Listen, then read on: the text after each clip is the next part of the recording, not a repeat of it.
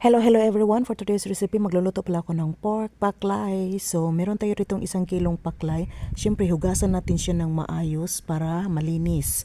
And then, tapos natin siya hugasan, pwede na natin siya ilagay sa ating kaldero at maglagay na tayo ng ating mga pampalasa, kagaya ng chives, pork cubes, sibuyas, bawang, luya, maglagay ng kaunting Shaoxing wine, mushroom seasoning, kaunting asin, maglagay tayo ng buong paminta or durog, nasa sa inyo yan, at saka kalamansi juice.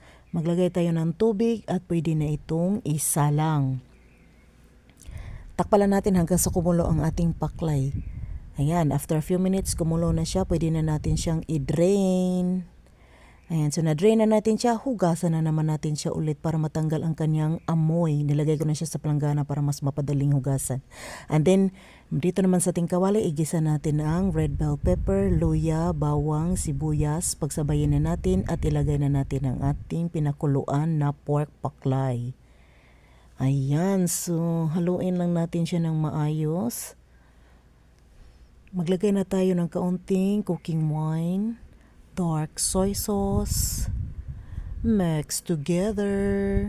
Maglagay din tayo ng kaunting suka, black beans, at saka ang ating siling haba para lalo siyang sasarap pag may anghang.